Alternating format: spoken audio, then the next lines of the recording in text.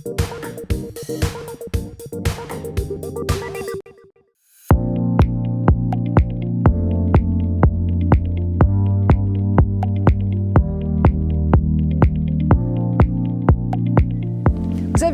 Alicia, bonjour, salut. c'est un plaisir de te retrouver. Merci. Tu es directeur de la passerelle à Florange. Parfait. On attendait la réouverture depuis un petit moment, un long moment maintenant, on est très heureux, ça sent le neuf, ça fait du bien et on voit tout de suite que voilà, il y a un univers qui commence à être posé ici d'entrée, c'est cosy, c'est chaleureux, c'était ce qui était recherché avec cette salle. Ouais, le souhait c'était d'avoir tout de suite un espace qui met à l'aise.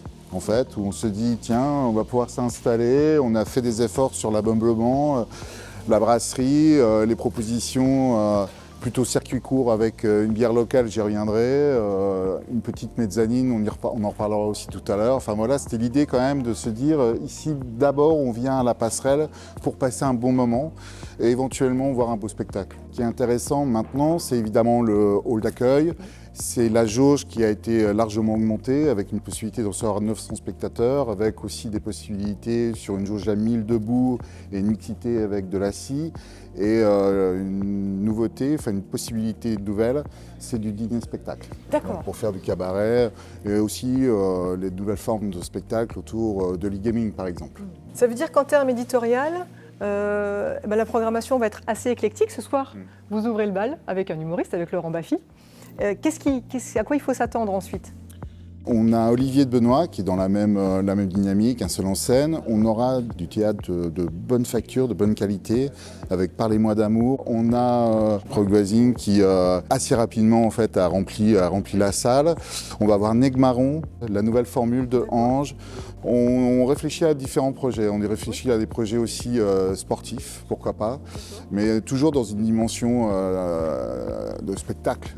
On se dit aussi pourquoi pas imaginer des soirées électro, techno, ce genre de choses. Donc c'est vraiment une salle que les Florangeois vont devoir s'approprier. Ouais. Et ça va devenir pour eux vraiment un lieu de rendez-vous, un lieu de vie. On va se dire on va aller à la passerelle, pas simplement pour voir du théâtre, mais peut-être effectivement aller voir une retransmission sportive, aller voir un spectacle, tu parlais tout à l'heure de cabaret peut-être avec... Bien sûr. Surtout on ne va pas se cantonner simplement à un spectacle point, on rentre, on sort. Là par exemple, typiquement pour Baffy, on a une proposition avec le spectacle de Baffy. Ensuite, il y a un petit orchestre de jazz qui va s'installer ici et on va continuer en fait dans une ambiance artistique, détendue.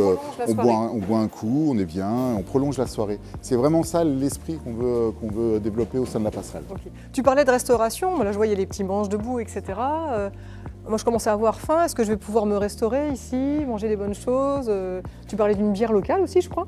On a proposé assez rapidement à un brasseur local de nous concevoir une bière qu'on a évidemment appelée La Passerelle, qui sera notre star des bières. Et aussi, on s'est affairé à faire des propositions au niveau des planches, donc des planches charcuterie, planches de fromage, des planches mixtes, sandwicherie, enfin plein de choses en service pour justement permettre aux gens de en même temps se restaurer, boire un coup et puis poursuivre la fête. Quoi, okay, bon, ça sera peut-être après le spectacle, mais d'abord on va voir la salle. Allons-y. Allez, c'est parti.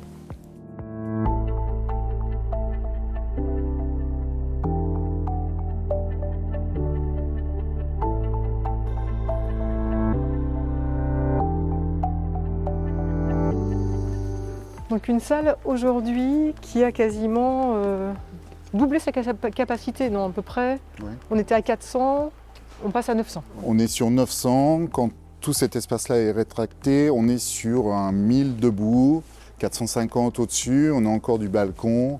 Et cet espace aussi est capable d'accueillir des tables pour du dîner-spectacle avec une scène qu'on peut installer ici. Donc on a vraiment toutes les configurations possibles. C'est une salle très très intéressante pour ça.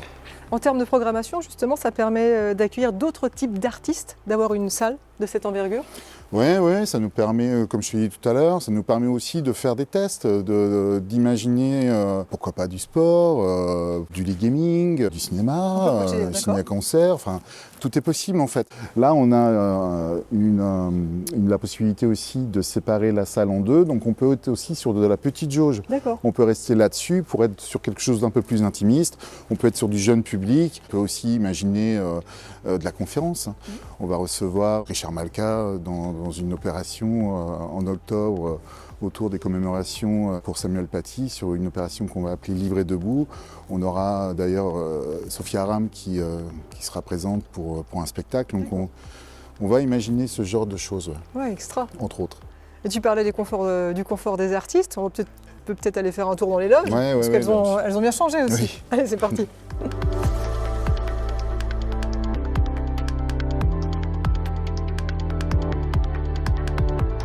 On a déjà commencé à l'envahir avec Clément parce qu'on va préparer l'interview justement avec Laurent Baffy tout à l'heure. Donc ça, c'est une valeur ajoutée aussi. 4 loges. Ici, on est sur un petit 30 mètres carrés. On a 2 autres loges, 15 mètres carrés. Avantage, on peut recevoir des troupes assez importantes. Alors on n'oublie pas cette petite enceinte qui donne l'ambiance en fait de la salle pour que l'artiste. C'est pas la playlist de l'artiste, non. Non, c'est pas la playlist, non. C'est là où on va lui dire dans 5 minutes. C'est le poumon de la salle. C'est le poumon de la salle, exactement. Et là, on file en cuisine.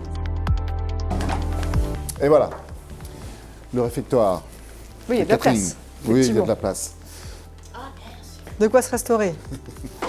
Et la cuisinière qui est là. Ah non. Ah non, c'est pas la cuisinière.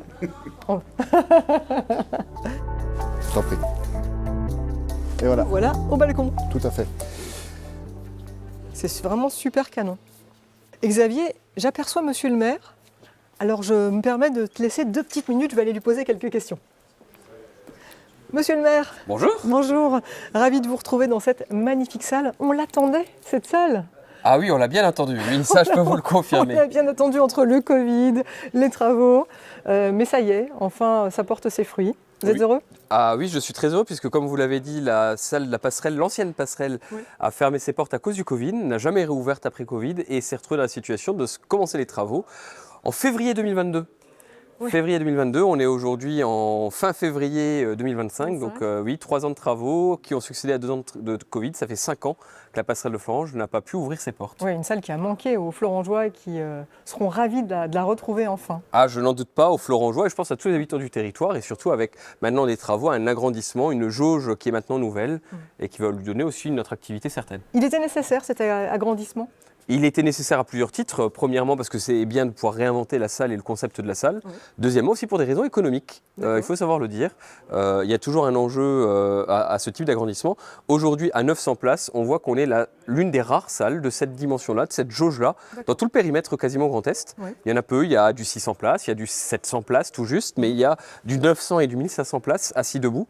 Ça n'existe pas quasiment, et après il y a Amnéville avec le Galaxy, mais effectivement on a une place un peu à part, et donc ce qui nous donne une vraie attractivité qui va nous permettre de trouver un autre modèle économique que la salle qu'on avait auparavant à 400 places. En termes de coûts, je crois qu'on est sur 9 millions de travaux, c'est ça? On est un peu plus avec tous les avenants sur la fin de chantier, et surtout si on rajoute la maîtrise d'œuvre. Tout compris, on a validé hier en conseil municipal 11 500 000 €, avec quand même 5,5 millions d'euros de subventions publiques. Moi, je ne suis pas tellement douée dans les chiffres, mais j'ai vu qu'il y avait aussi une enveloppe avant qui était allouée d'à peu près 1 million à la salle. Maintenant, en revanche, le budget a diminué, mais c'est parce qu'il y a un fonctionnement qui est différent. Le fonctionnement est totalement différent. Auparavant, on était tout compris à pas loin d'1,2 million de fonctionnement de la salle pour une quarantaine de spectacles par an.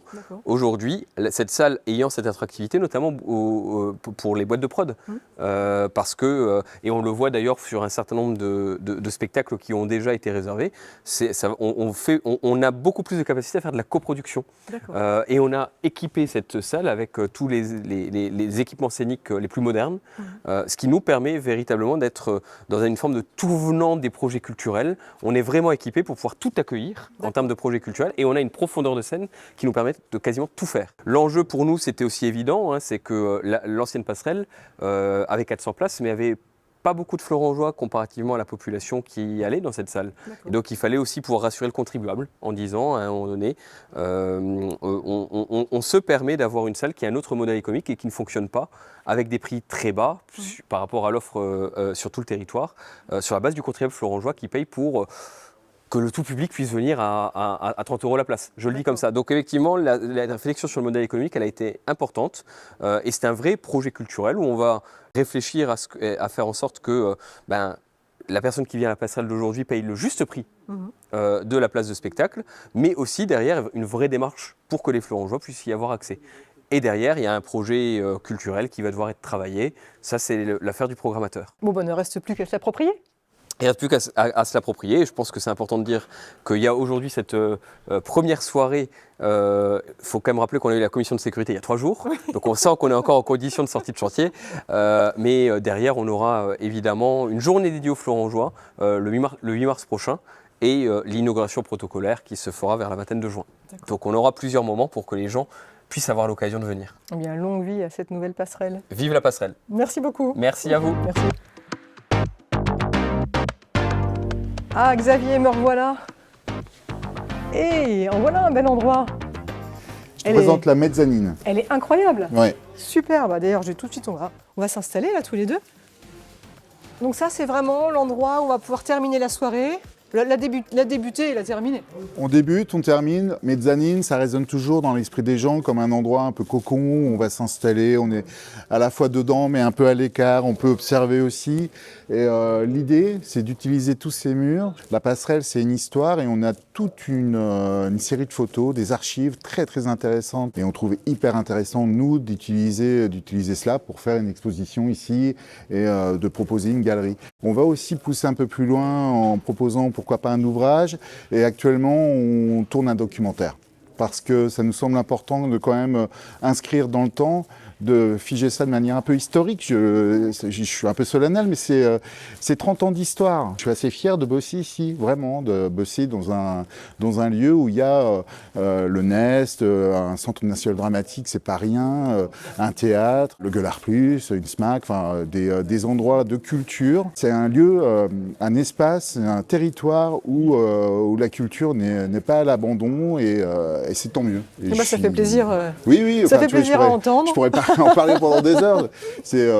On est content d'être ici et d'apporter maintenant aussi notre petite pierre. Eh bien, merci beaucoup. On souhaite que le public, les Florengeois, et plus encore se l'approprie, l'investisse, qu'il soit fidèle et présent en tout cas au rendez-vous. Puis moi, ce que je propose maintenant, c'est de retrouver Laurent Baffy d'un claquement de doigts.